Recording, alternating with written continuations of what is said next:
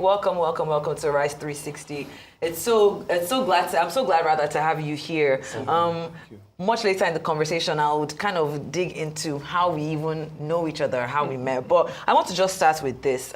What inspired you to build an entire drama series around Yoruba Proverbs? It's kind of like obvious, right?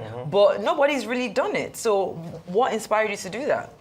Well, for me, I think Iwe Yoruba is something very personal to me.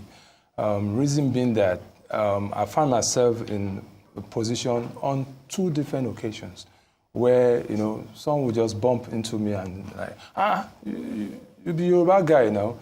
Tell me, there's this proverb I've been trying to really get, to put a meaning to it. And then on those 2 occasions, I was ashamed of myself.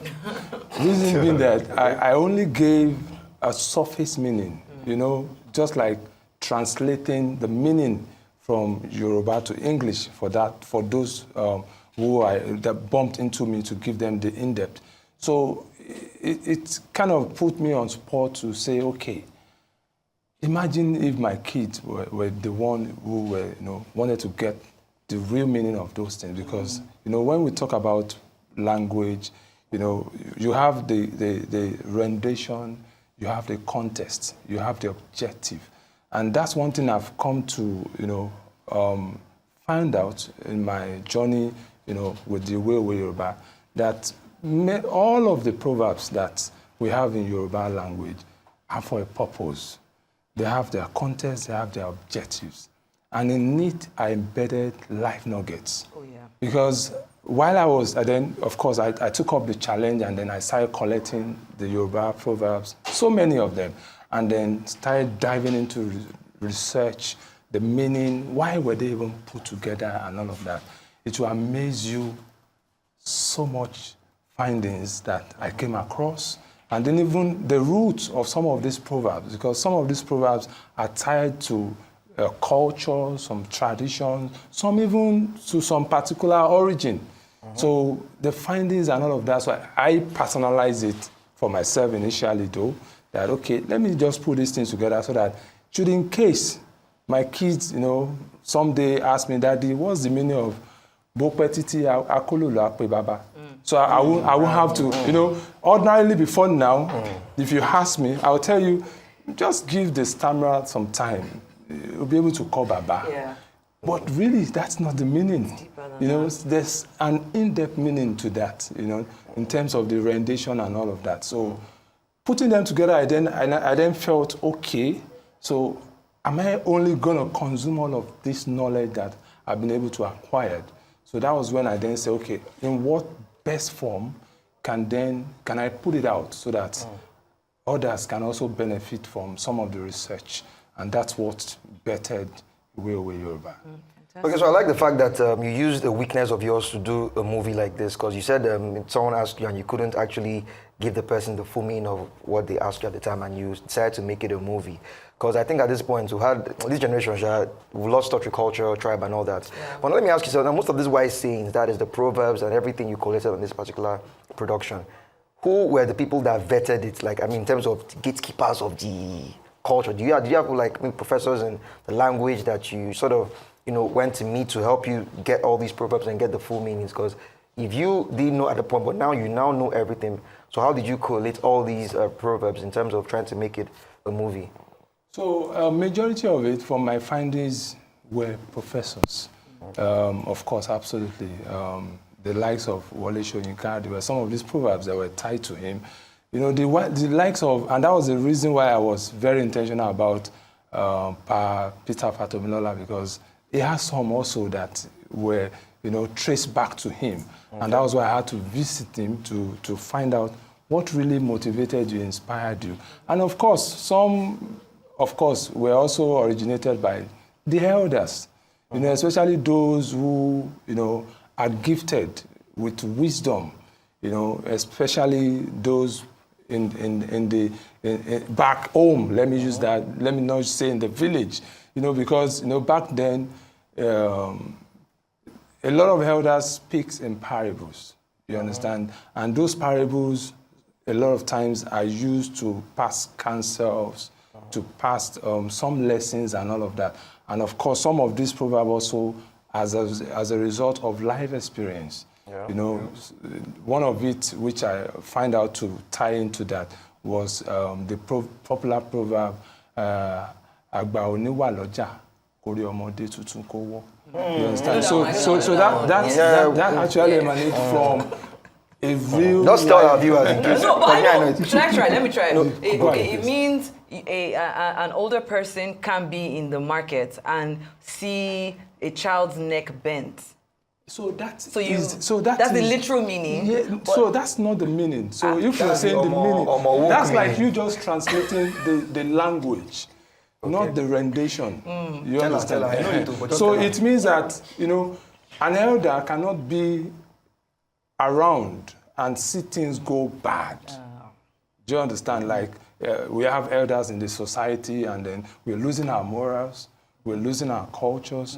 They are badly behaved, and then they are just seated. Yeah. A good elder will not sit and allow that happen. So in a nutshell, that's really the deeper meaning of that. Yeah.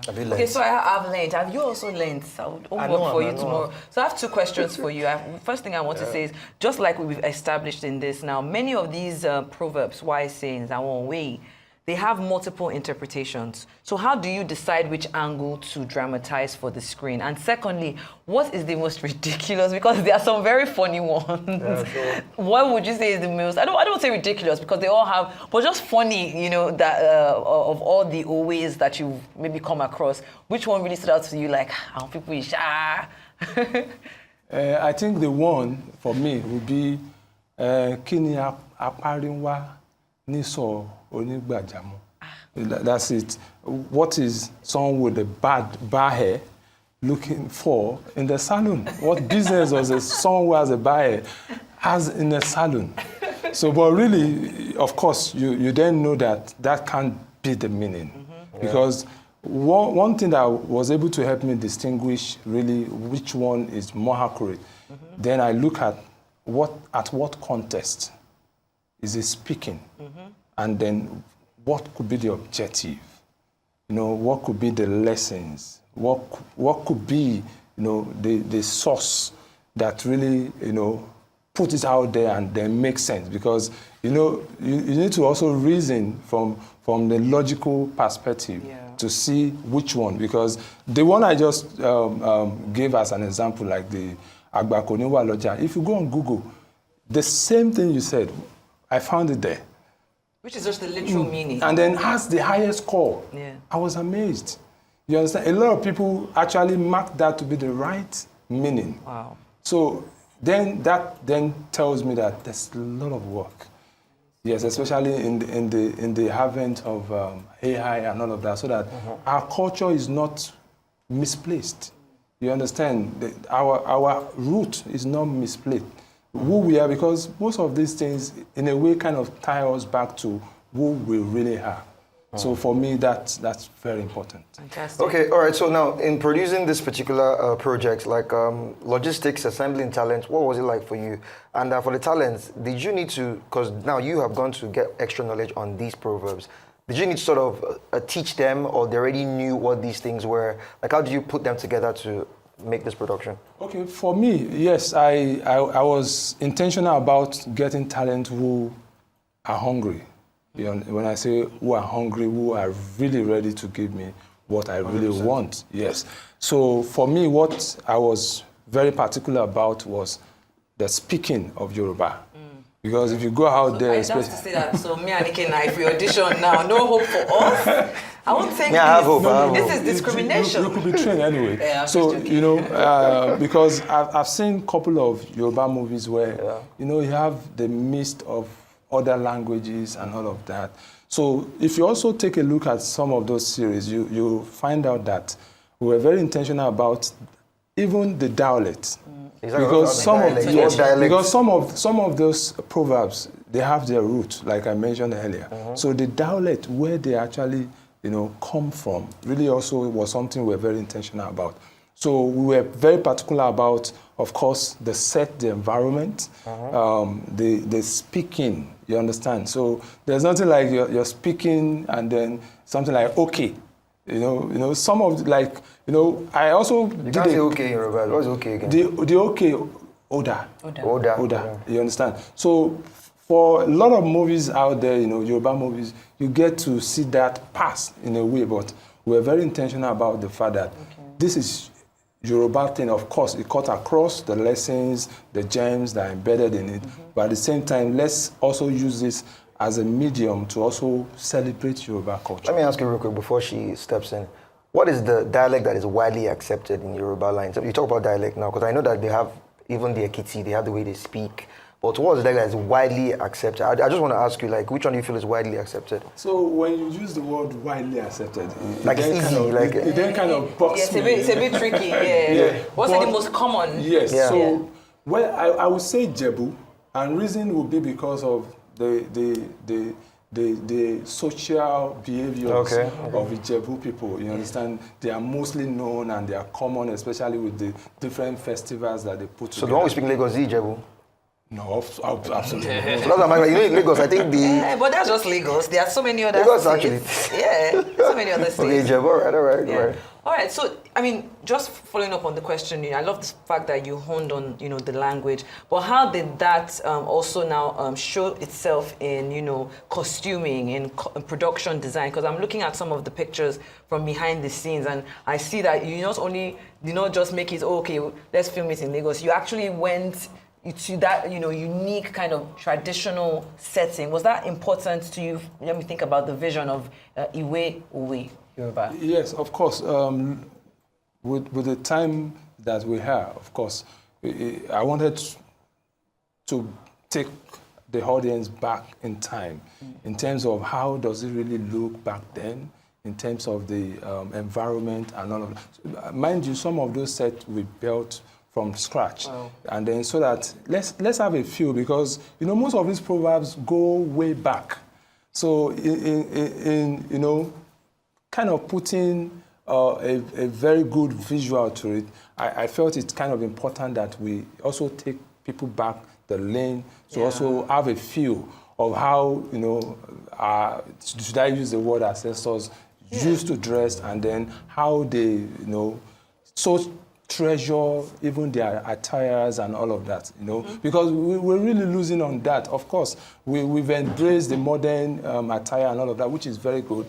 But I'm also happy that we're seeing it back again with the recent trend in attires in terms of mixing them with the modern attire and all of that. So it was a way to also take us back how we used to dress back then. All right, then a quick follow-up. Even though the project itself had not been released, it already won 2 international awards from the Toronto International Nollywood Film Festival and the Brampton International Nollywood Film Festival as the Best African Indigenous Film and Best Costume. How, obviously we know that, but I also now want to ask, what has been the audience reaction, to people that you've shared it with, especially among younger Nigerians, towards seeing traditional content being presented this way? So I was wowed because in a way I wanted to also test the waters. As a businessman, you want to be sure what really is going to look like. So I was wowed because majority of the those who have been able to see the trailer that were really eager to see the series, majority of them happen to be of the younger generation. So it really amazes me, and it further pushes me to say, because so far we even have over 100 more that we're yet to go into production. So for me, that has also kind of put me on that spot to say, because while I was on this journey of this Iwe Yoruba project, putting it together, I came across a lot of other stories that are tied to our culture and tradition that no one is really paying attention to, really telling the stories. The reason, I don't know, but those are also things that are penned down that in the future we should also, kind of do to also celebrate our culture. One quick one before we wrap it up. What stretched you the most during this production? What stretched you the most? Like, if you go back to check. Okay, I think one major thing that stretches me the most was the fact that many of our talents are used to, mixing Yoruba with other languages. So paying that attention, Funkifying it. yes, to ensure that we get it exactly the way we want it was really the major thing, because they are used to that format or way of, just let it pass. Okay, there are some basic languages that, that passes in other movies that I was very, very, very particular about. Yeah, definitely. And Mumbo now, yeah. Mumbo now. Thank you so much for this. And your attention to detail is something that really, resonates in just watching even the trailer and speaking with you today on Arise 360. Please send her some lessons. She needs it, I mean, I've been teaching her. I've tried. But boy, Koti. Don't try. Her name is Shaitan. Oluwasesan. No, excuse me. This is how I'm going to end it. Nkoti ọmọdé bá rí Toba gun okay. Abi àgbàlagbà. Where the àgbàlagbà is seated. You see beyond. Say it in Yoruba. I have said it. Thank you so much. We appreciate you and we wish you the very, very best.